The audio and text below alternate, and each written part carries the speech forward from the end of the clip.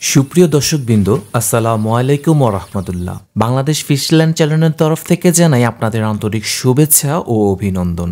আজ আপনাদের দেখাচ্ছি 100% সফল হিটে কিভাবে গন্ধযুক্ত পেস্ট তৈরি করে শোল, গজার, টাকি ও মাগুর মাছ ধরার জন্য সেরা কার্যকরী টোপ তৈরি করতে হয়। চলুন দেখা যাক। প্রথমে আমি 50 গ্রাম পরিমাণ চিংড়ি মাছ নিব এবং একটা মুরগির কলিজা নিব, যা আমার টোপ তৈরির প্রয়োজন অনুসারে। আপনারা আপনাদের টোপ তৈরির পরিমাণ অনুসারে নেবেন। আমি এই চিংড়ি মাছ ও মুরগির কলিজা টুকরো টুকরো করে কেটে নিব, যাতে দ্রুত পচন হয়। এই চিংড়ি মাছ ও মুরগির কলিজা টোপ তৈরির প্রয়োজনে আমি পচিয়ে নিব, যেন এর গন্ধ তীব্রতর হয়। চিংড়ি মাছ ও মুরগির কলিজা পচানোর জন্য সঠিক পদ্ধতি অনুসরণ করতে হয়, কারণ এটি তীব্র গন্ধযুক্ত একটি টোপ তৈরি করতে সহায়তা করবে।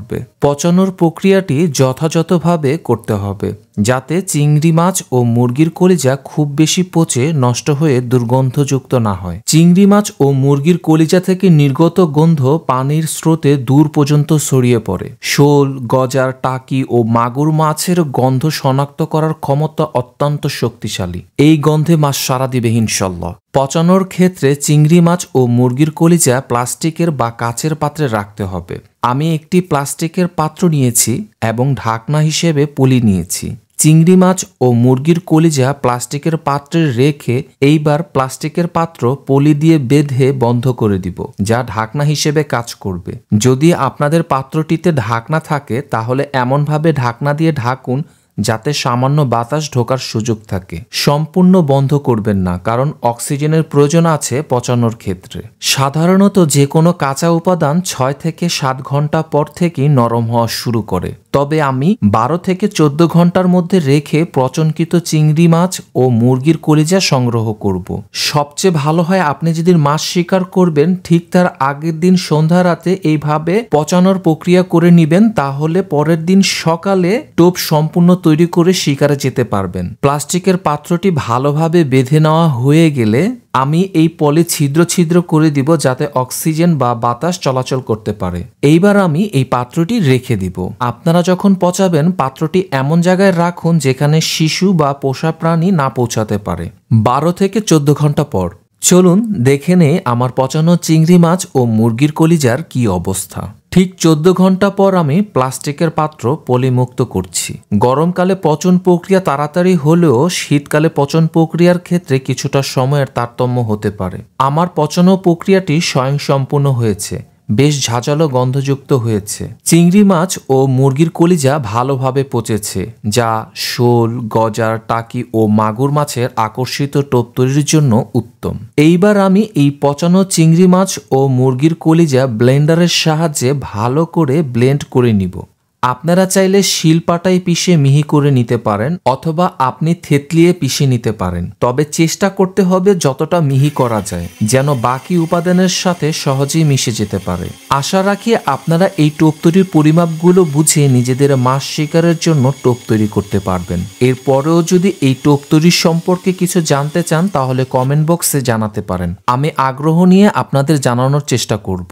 এই টোপ শোল, গজার, টাকি ও মাগুর মাছের জন্য বেশ কার্যকর। আমার বিশ্বাস এবং অভিজ্ঞতা থেকে বলছি, বড়শি ফেলার স্থানে যদি এইসব মাছের আনাগোনা থেকে থাকে তাহলে একবার হলেও এই মাছগুলো আপনার টোপের নিকট আসবে ইনশাল্লাহ। মূলত যারা বিভিন্ন রকম টোপ তৈরি করে শোল, গজার, টাকি ও মাগুর মাছ শিকার করার চেষ্টা করে থাকেন তাদের জন্য এই ভিডিওটি সর্বোত্তম হবে। আজকের এই টোপ তৈরির ভিডিওটি আপনাদের জন্য স্পেশাল হতে যাচ্ছে, তাই টোপ তৈরির সম্পূর্ণ প্রক্রিয়াটি শেষ অবধি দেখতে থাকুন। কৌশল জানুন, টোপ ব্যবহার সম্পর্কে জানুন এবং পেশাদার শিকারীদের প্রক্রিয়ায় সফলভাবে শোল, গজার, টাকি ও মাগুর মাছ শিকার করুন। আমার ভালোভাবে মিহি করে ব্লেন্ডারের সাহায্যে ব্লেন্ড করে নেওয়া হয়ে গেছে। এইবার দ্বিতীয়ত আমি 1 চা চামচ পরিমাণ সরিষার তেল ব্যবহার করব, যা পানির নিচে দ্রুত গন্ধ ছড়িয়ে পড়ে। শোল, গজার ও মাগুর মাছের মতো গন্ধ নির্ভর শিকারী মাছের জন্য এটি বেশ কার্যকর এবং কাদামাটি বা ময়লাযুক্ত পানিতেও গন্ধ ছড়াতে সাহায্য করে। তৃতীয়ত 1/2 চা চামচ রসুন বাটা ব্যবহার করব।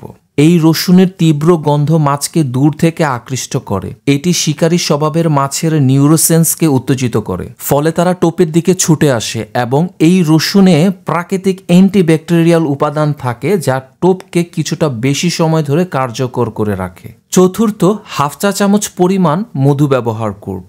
এটি টোপকে কিছুটা আঠালো করে যাতে পানিতে সহজে গলে না যায়। বিশেষ করে বর্ষাকালে মিষ্টির গন্ধের প্রতি মাছ বেশি আকৃষ্ট হয়ে থাকে।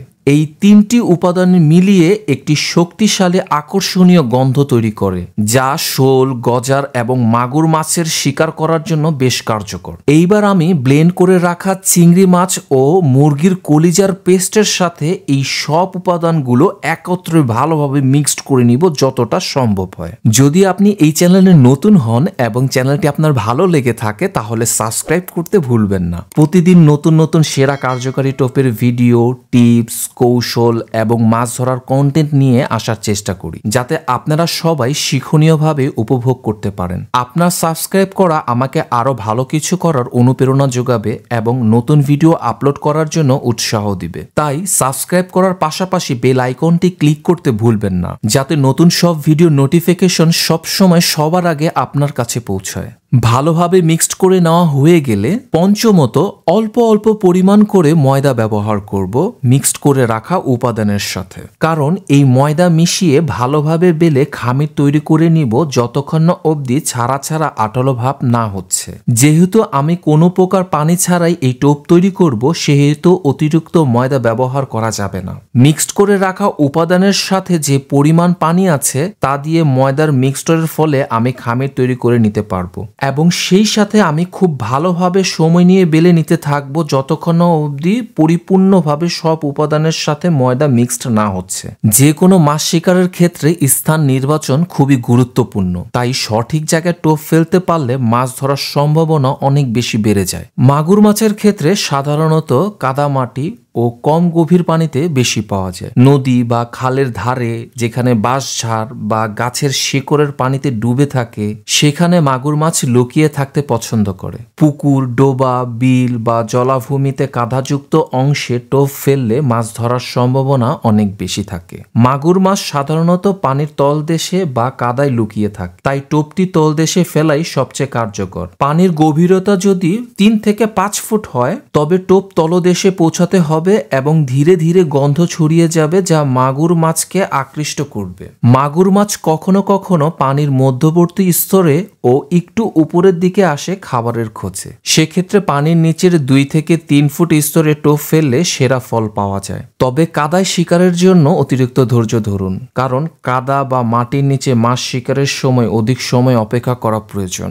এবং শোল মাছের ক্ষেত্রে কাদাযুক্ত জলাশয়, খাল, ডোবা বা পুকুরের জলজ গাছপালার নিচে লুকিয়ে থাকে, যেমন শাপলা, কচুরিপানা, কুলমি শাক, লিলি ইত্যাদি স্থানে শোল মাছ বেশি দেখা যায়। এই স্থানগুলোতে শোল মাছের খাবারের সন্ধানে অপেক্ষা করে থাকে। কখনো কখনো শোল মাছ মধ্যবর্তী স্তরে আসে খাবার খেতে, তাই পানির গভীরতা যদি 3 থেকে 4 ফুট হয় সেক্ষেত্রে টোপটি পানির মাঝামাঝি স্তরে ফেললে আরো ভালো ফলাফল পাওয়া যেতে পারে। আপনি এই টোপ ফেলার আগে জায়গাটি একটু পর্যবেক্ষণ করুন। শোল, গজার ও টাকি মাছ সাধারণত ধীর গতিতে টোপের দিকে এগোয়, তাই টোপ ফেলার পর 10 থেকে 15 মিনিট অপেক্ষা করুন।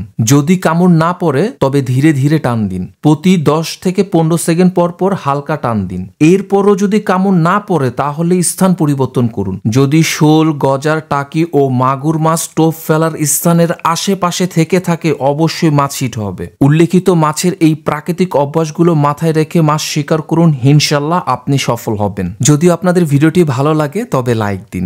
এছাড়াও ভিডিও নিয়ে আপনাদের কোনো মতামত বা কোনো প্রশ্ন থাকলে কমেন্টে জানান। আপনাদের মতামত ও পরামর্শ আমাদের জন্য খুবই গুরুত্বপূর্ণ। আপনার দেওয়া লাইক, কমেন্ট, শেয়ার এবং মূল্যবান সমর্থন ছাড়া এই চ্যানেলটি বৃদ্ধি পেতে পারে না, তাই আপনার প্রতিটি ক্লিক আমাদের জন্য অত্যন্ত গুরুত্বপূর্ণ। তৈরি হয়ে গেল শোল, গজার, টাকি ও মাগুর মাছ ধরার জন্য 100% সেরা সফল কার্যকারী টোপ। এই টোপ ব্যবহারের পূর্বে 1 থেকে 2 ঘন্টা রেখে দিন যাতে গন্ধ আরো তীব্র হয়। আপনি যদি এটি ব্যবহার করেন তাহলে আপনার অভিজ্ঞতা শেয়ার করতে ভুলবেন না। আজকের মতো এখানে শেষ করছি। আপনার মৎস্য শিকারের যাত্রা শুভ হোক। ভালো থাকুন, সুস্থ থাকুন। আল্লাহ হাফেজ।